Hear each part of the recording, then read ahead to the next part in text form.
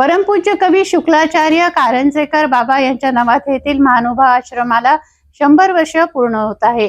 या शताब्दी महोत्सवानिमित्त शुक्रवार 20 डिसेंबर रोजी सायन्स कोर मैदान येथून महानुभाव पंत आश्रम नवाथेपर्यंत भव्य शोभायात्रा काढण्यात आली। या शोभायात्रेत देखावे सादर करण्यात आले। डीजे बँडच्या तालात निघालेल्या शोभायात्रेनं शहरवासियांचं लक्ष वेधलं। महानुभाव पंथ भगवंताची भक्ती शिकवतो।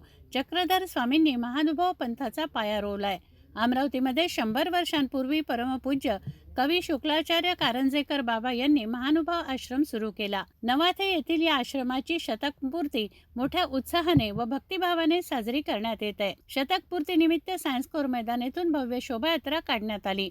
ढोल ताशे डीजेच्या तालावर निघालेल्या शोभायात्रेत शेकडो महानुभाव अनुयायी सहभागी झाले। सजवलेल्या रथात भगवान श्रीकृष्णाची मूर्ती सजवली होती। भजन पथक, दिंडी पथक शोभायात्रेत होतं।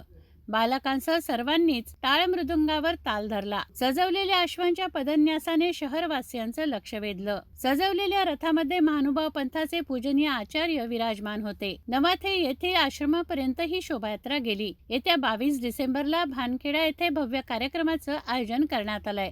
या कार्यक्रमाला महाराष्ट्र राज्याचे मुख्यमंत्री देवेंद्र फडणवीस, उपमुख्यमंत्री अजित पवार, उपमुख्यमंत्री एकनाथ शिंदे, राष्ट्रीय स्वयंसेवक संघाचे सरसंघचालक मोहन भागवत तसंच उत्तर प्रदेशचे मुख्यमंत्री योगी आदित्यनाथ सुद्धा उपस्थित राहणार आहेत।